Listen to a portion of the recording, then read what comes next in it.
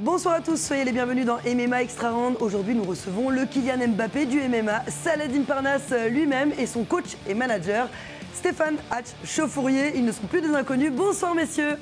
Bonsoir Lucie. Ça va? En fait, pas être timide avec moi. Sébastien également sur ce plateau, lui, il n'est pas timide du tout. Ça va Sébastien? Pas du tout. Bonsoir Lucie, bonsoir messieurs. On commence tout de suite avec l'actualité chaude et surtout Manon Fiorot à l'UFC 280, c'est tout de suite.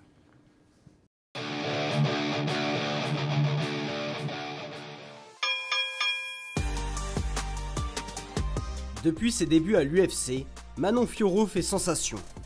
4 combats, 4 victoires, la niçoise de 32 ans n'a qu'un seul objectif en tête, décrocher la ceinture mondiale.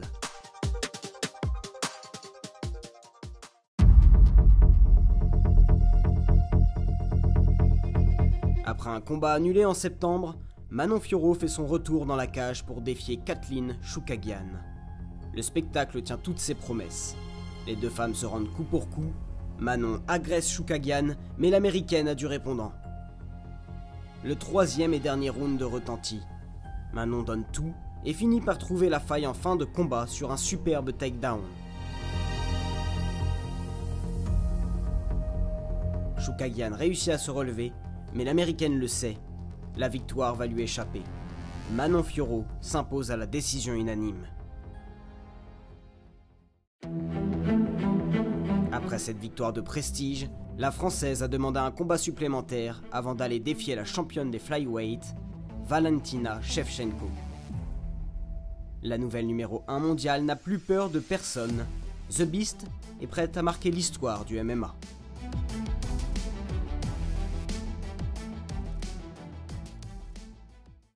Et Manon Fiorot qu'on espère bien avoir au micro de Sport en France très vite. D'ailleurs, Manon, qui était l'égérie de cet album Panini, on vous en fait gagner une petite collection. Sachez que sa carte est à l'intérieur, donc elle est vite dans les points de vente parce que sa carte, elle va devenir collector à mon avis dans quelques temps. Elle va prendre de la valeur. Plusieurs Français étaient également au programme de l'Atomic Fight ce week-end. Les résultats et le résumé.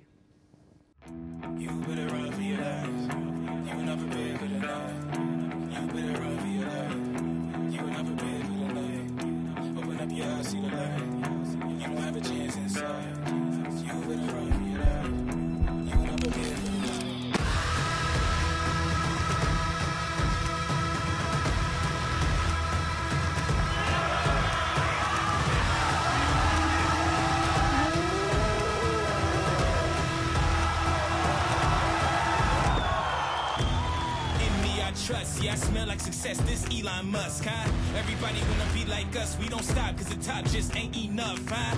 I ain't never gave no fucks, I ain't scamming, you know black men, no blush, huh? Came here ready to fight on this night, you better just run for your life.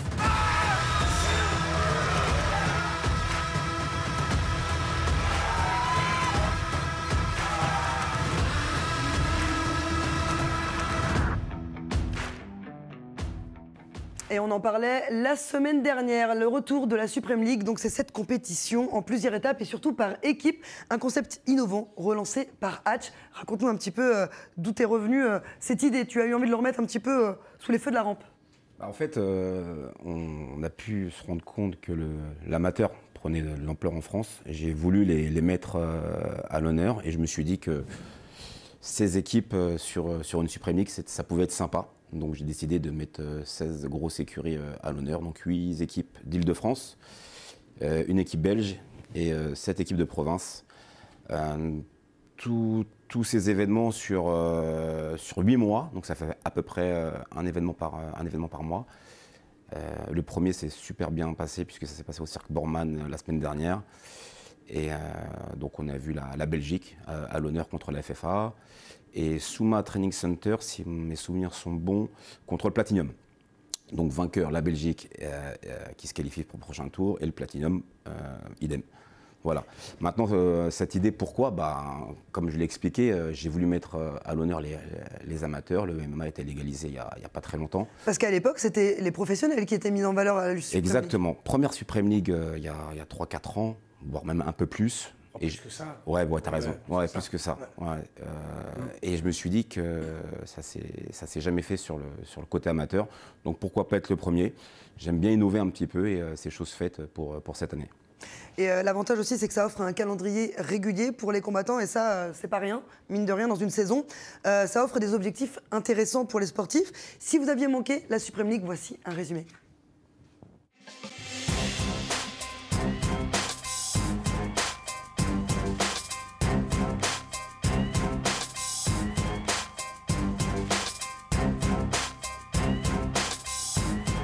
Oh, superbe ce takedown. Attention, ça va peut-être se terminer.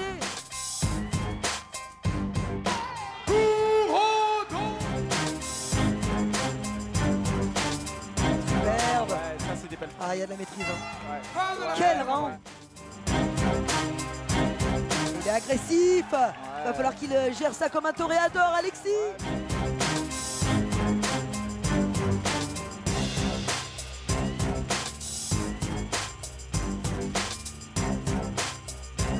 Ah, la clé de bras, il sort.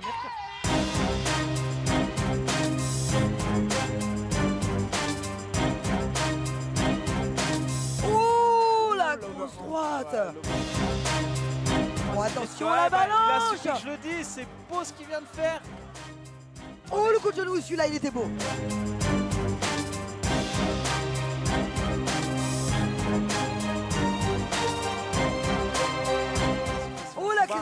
Ouais, alors là je crois qu'on a un cadre au niveau du grappling. On a quelqu'un qui maîtrise ses fondamentaux. Bravo.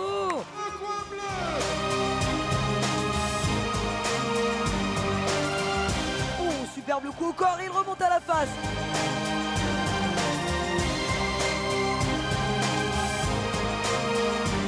Oui, magnifique. Imbousculable cet homme. Et oui.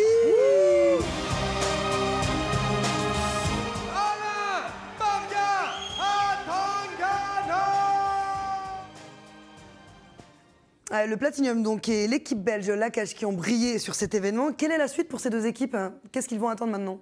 Le prochain tour, donc ils affronteront d'autres adversaires puisque le prochain événement il est prévu au mois de décembre. D'accord. J'ai pas les équipes en tête, mais en tout cas ils se sont qualifiés pour le prochain tour. Donc on les verra sur le prochain événement?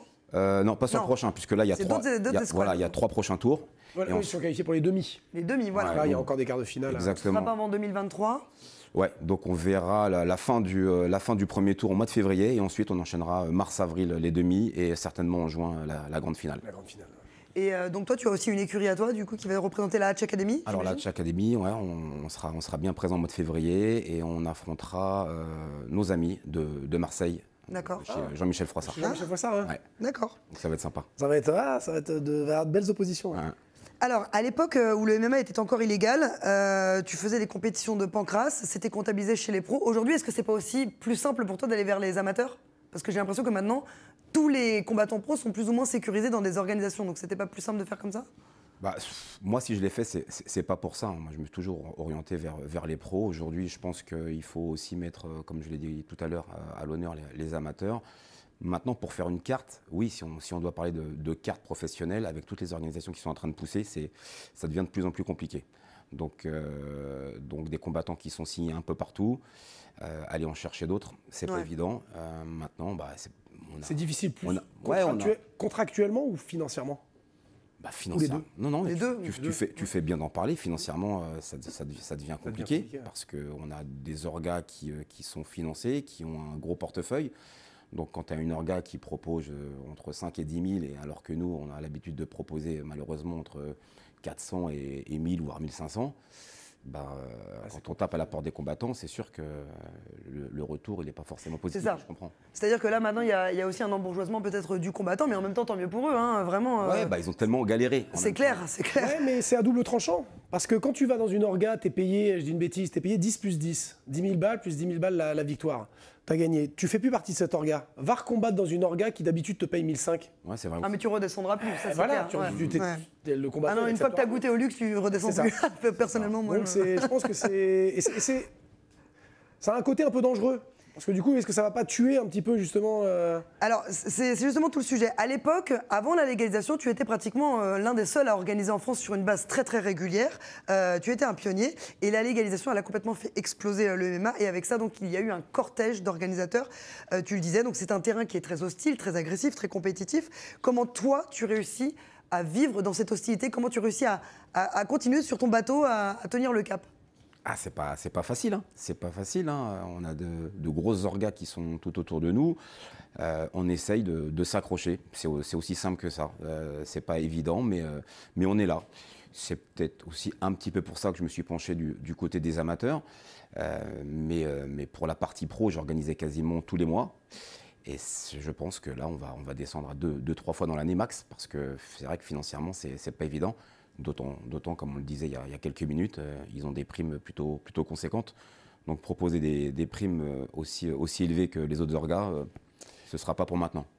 Il y a énormément d'organisations, il y a énormément d'organisateurs. J'ai l'impression, c'est pas une impression d'ailleurs, ça organise énormément à perte. Ah ouais, non mais... On est d'accord. Mais on est d'accord, Parce que toi, ton modèle économique, il est basé sur la billetterie, c'est ça? Alors, billetterie...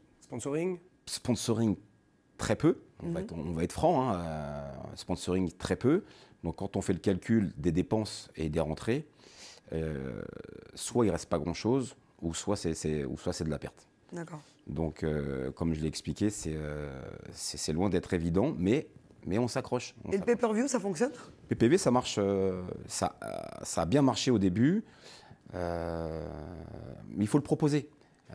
On a fait entre 2000 et 3000 PPV, c'est pas rien. Mais c'est pas, culturellement, on n'est pas PPV. C'est pas ce qui va faire équilibrer le budget. C'est pas dans notre culture le pay-per-view. Mais tu sais que c'est pas des chiffres qui sont dégueux quand même. Hein. Ah oui, non, bien sûr, ouais, 3000.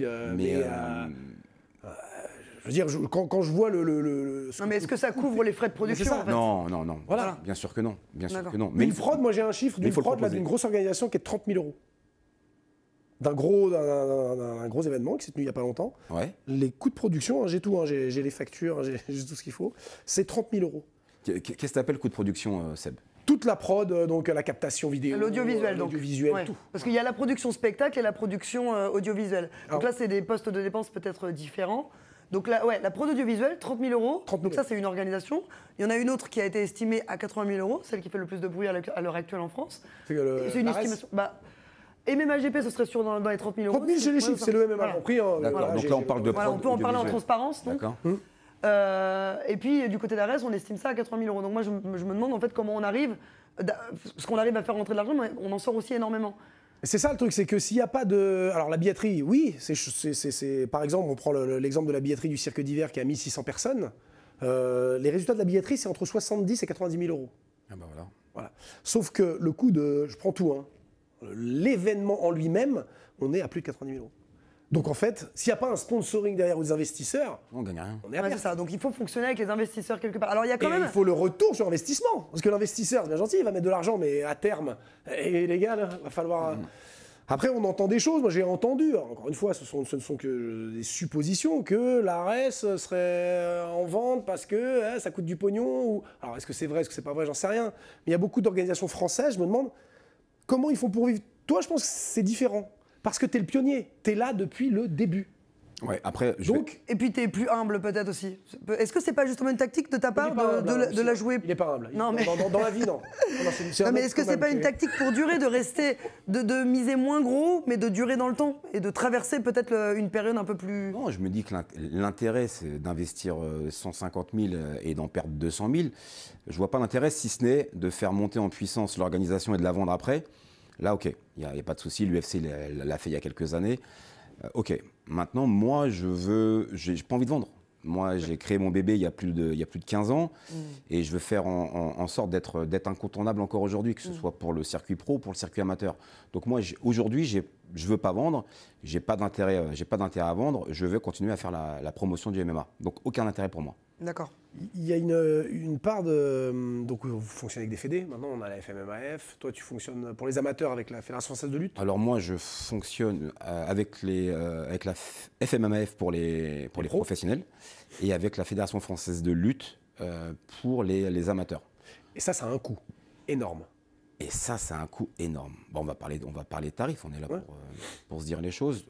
La FMAF, pour un plateau de 10 à 12 combats, il faut compter entre 5 000 et 6 000. Je pense que c'est ce qu'a payé le Exactement. MMAGP. J'ai la facture. Là, les pros, on est à 5 200 pour 8 combats. Voilà, donc on est tous logés à la même enseigne. Sauf que moi, quand j'ai voulu organiser avec les amateurs, on m'a demandé quasiment la même chose. J'ai pas dit la même chose, j'ai dit quasiment. Donc un chouïa moins. Sauf que là, on fait la promotion des amateurs. Donc, déjà, j'ai du mal à équilibrer avec les pros. Si sur une compète amateur, on me demande la même chose, non, là, je rends les armes. C'est pas possible. Il faut retravailler ça avec la Fédé, parce qu'il y a même d'autres organisations comme le KOC, eux, ils passent par le Kempo. Parce que les coûts sont moindres. Mais alors, quelle est la solution? Alors, par exemple, on a un exemple. On a Hexagone et MMA. Alors moi, je trouve qu'ils ont été plutôt intelligents dans leur modèle économique.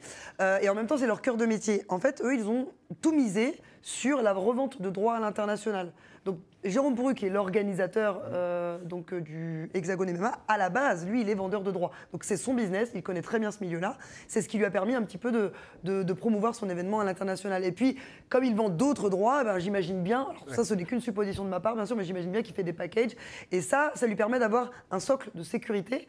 Après, bien sûr que lui aussi, il a envie de faire de la billetterie, mais en tout cas, il a réussi à promouvoir via les télés. Est-ce que c'est pas ça qui manque aujourd'hui, peut-être ?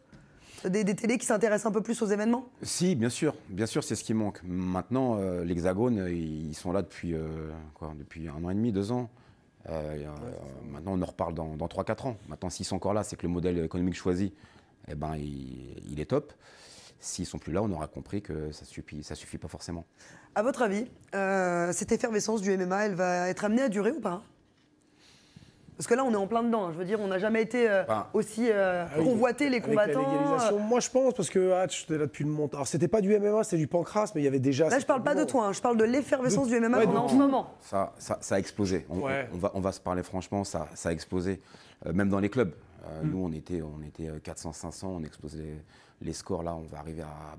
J'ai parlé de 2500 il y a quelques semaines. On va arriver à 2000 pour fin juin au niveau des statistiques. Énorme. C'est un train d'exploser. Énorme. Et je pense que c'est pareil pour les autres clubs.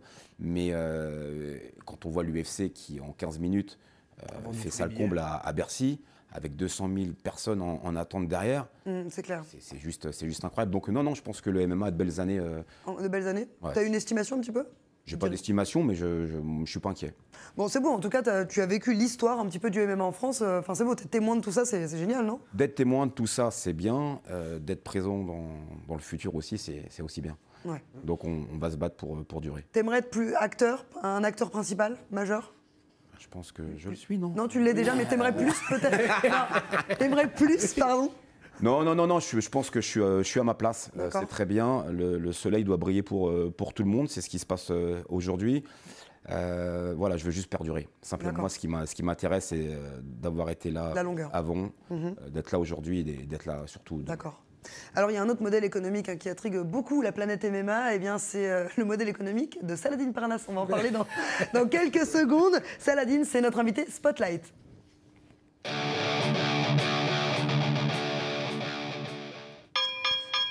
Saladin, donc tu as commencé le MMA en 2015, tu n'as pas chômé depuis, 17 combats, une seule défaite que tu as vite effacée de ton palmarès en battant celui qui te l'avait infligé. Aujourd'hui, tu as 24 ans, tu es champion du KSW, l'une des organisations européennes les plus compétitives en Europe. Alors, le public français connaît peu cette organisation, c'est normal, elle n'était pas diffusée en France jusqu'alors. Ça, maintenant c'est bon, on va avoir une diffusion en France et c'est pour le plus grand plaisir des fans. Ce n'est pas... Alors, toi, tu vises maintenant donc la nouvelle ceinture dans la catégorie au-dessus. Donc tu as été champion dans une catégorie, tu vises la catégorie au-dessus. Pourquoi? Qu'est-ce qui t'a donné envie d'aller chercher ça? C'est un nouveau challenge. Et ça fait un moment que je régnais sur la catégorie de ma catégorie. Donc il y a de la lassitude, si je comprends bien? Comment? Il y avait de la lassitude? Tu t'ennuyais? Tu avais fait le tour? Non, pas du tout. C'est un nouveau challenge et c'est pour le futur aussi. Ouais. Pour voir si je me sens mieux dans la catégorie des moins de 70 kilos. Ah, parce que tu galères pour le poids ou pas? Non, je galère pas, mais avoir 2 ceintures, c'est mieux. Donc c'est pour être plus bankable? C'est plus bankable et pour le niveau aussi, je pense. Ouais. Pour être le pound for pound? Pour être, ouais, c'est ça, le meilleur C'est ça. dans sa catégorie. On m'a dit que tu t'entraînais comme un malade. À quoi ça ressemble le planning sportif d'un Saladin Parnasse? Bah, c'est l'entraînement dur tous les jours. Hein. Ouais, Deux combien fois d'heures par jour? 2 fois par jour. Ça dépend, je compte pas les heures. Des fois, Ouais. je peux faire 3 heures d'entraînement. Il dort à la salle? Des fois, 2 heures, ça dépend. Ah ouais? Ah, mais c'est incroyable, je veux dire, c'est un petit qui a tapé à la porte à l'âge de 11 ans et là incroyable. depuis l'âge de ses 16-17 ans, il est là 2 fois par jour à s'entraîner du lundi au samedi et même le dimanche, il veut rien nous dire mais je sais C'est vrai? je sais qu'il fait quelque Mais chose. t'as des jours off, rassure-moi. J'essaye d'avoir des jours off. Ouais, Quand je suis en préparation, je me mets un but de me reposer au moins une fois par semaine. D'accord. De rien faire pendant un jour. Alors là où la plupart des combattants tueraient pères et mères, bien sûr, façon de parler, hein, entre guillemets, toi tu es l'un des rares à garder une certaine distance vis-à-vis de l'UFC.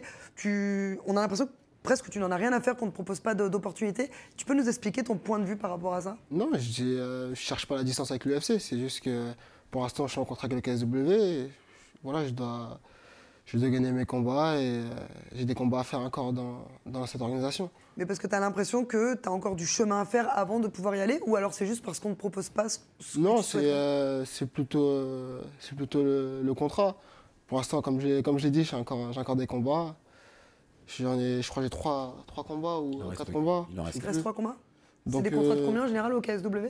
4? Là, on a négocié 6 combats Ah, 6. pour 18 mois.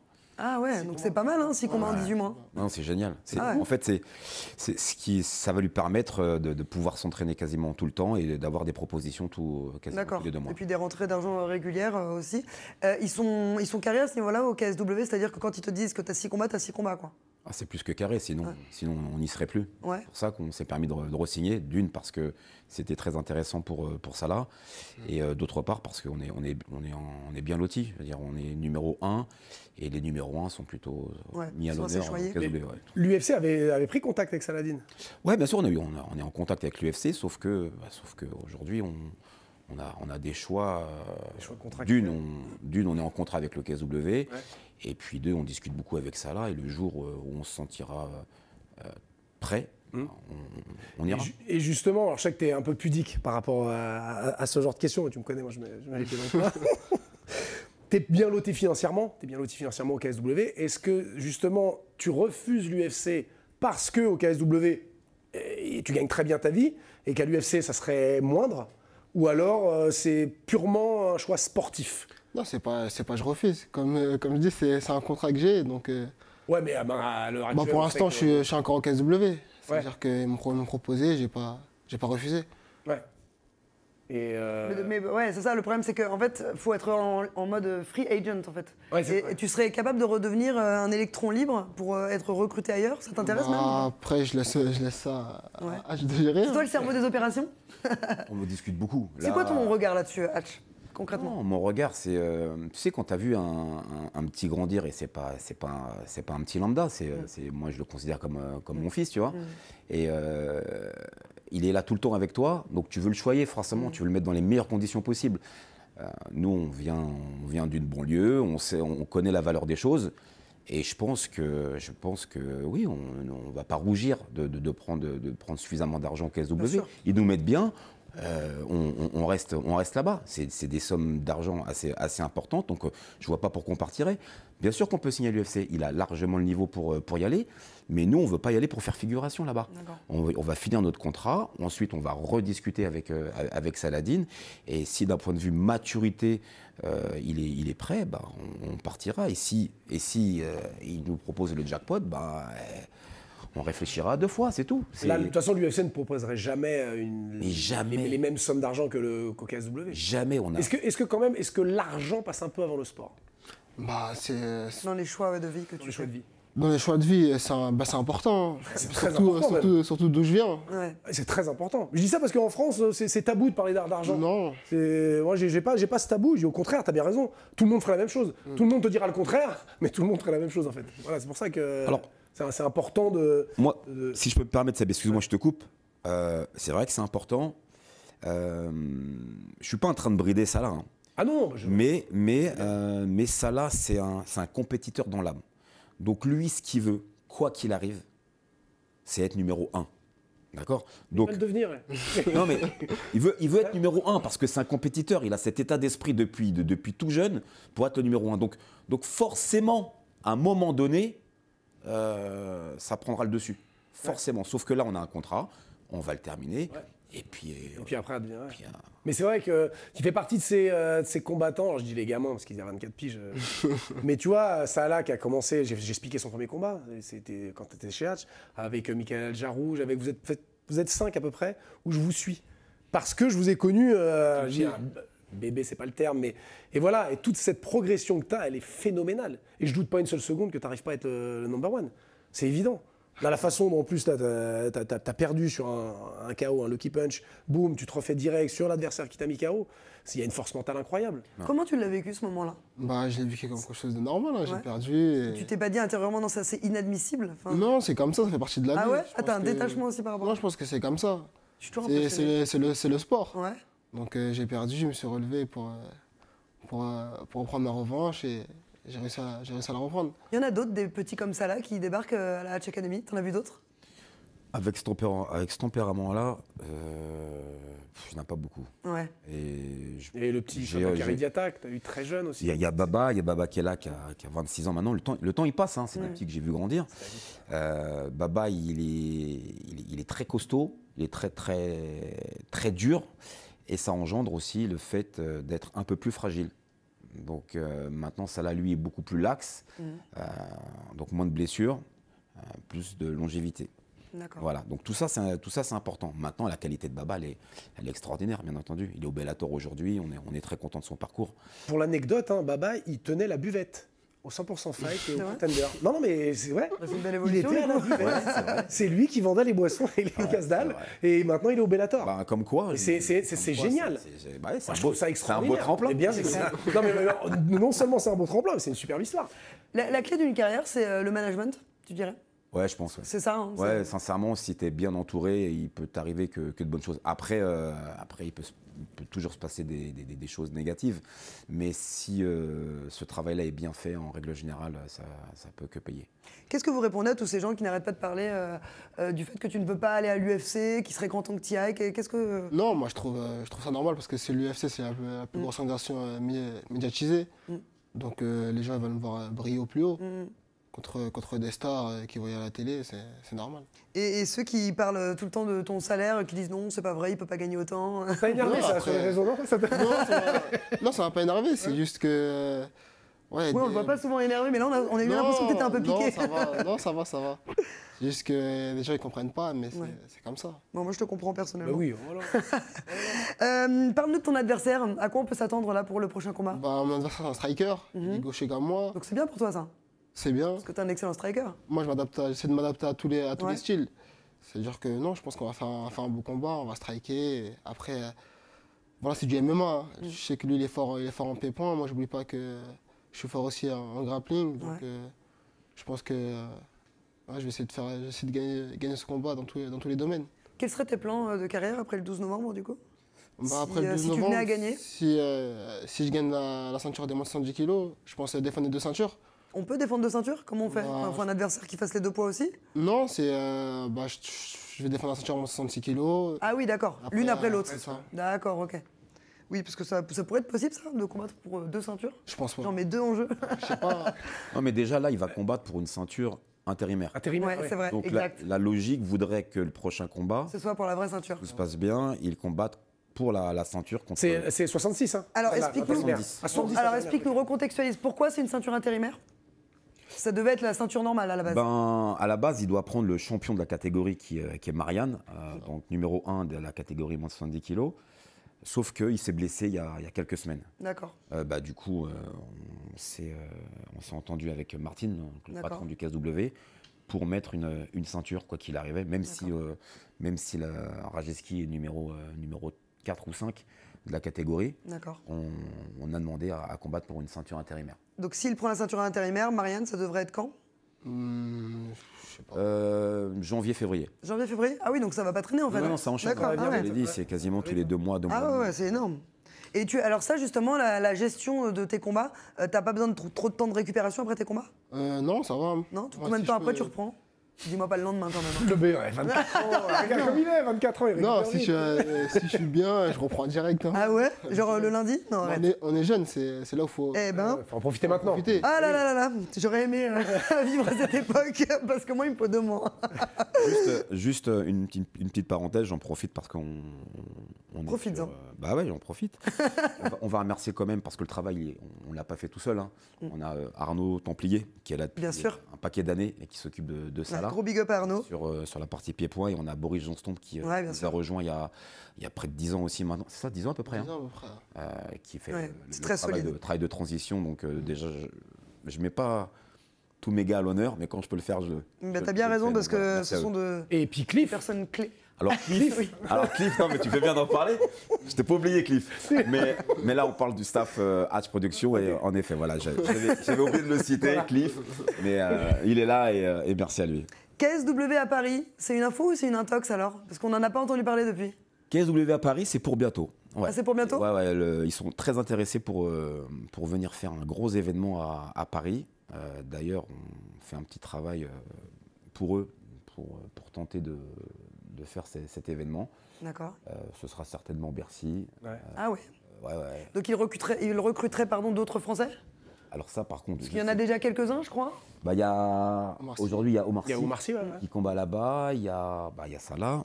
Et après, Après, il y a un luxembourgeois aussi, Yann Lias, qui il y est a pas un mal. Belge aussi. Ouais. Il y a Donovan. Alors lui, il est aussi en contrat au KSW. Après, pour les autres Français, certainement, s'ils débarquent à Paris, c'est forcément. Ouais, Ça serait Pour en recruter. 2023, tu penses? 2023, ouais. Ah super. énorme. Ah ouais, ça serait un bon show. Hein. Ah c'est clair. Ah Saladin, il va nous remplir la salle, c'est sûr et certain.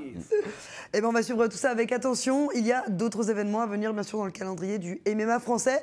Le 3 novembre, très gros fight entre Damien Lapillus et Amin Ayoub pour la ceinture du Ares. Le 4 novembre, Mehdi Ben Lagdar fait son retour au Cage Warrior. Il sera entouré de sa nouvelle team de coach. Le 12 novembre, Saladin, eh bien, il va tenter de créer l'exploit et de s'offrir 2 ceintures. Le même jour, en France, le AGM du côté de Carcassonne, organisé par Gilles Arsène et Christian Baillet. Gilles Arsène que tu connais bien, Hatch. Plusieurs combattants du dernier MMA GP, donc d'ailleurs figurent sur cette carte. Mathieu Chaumont, Kevin Dell, Cédric Séverac.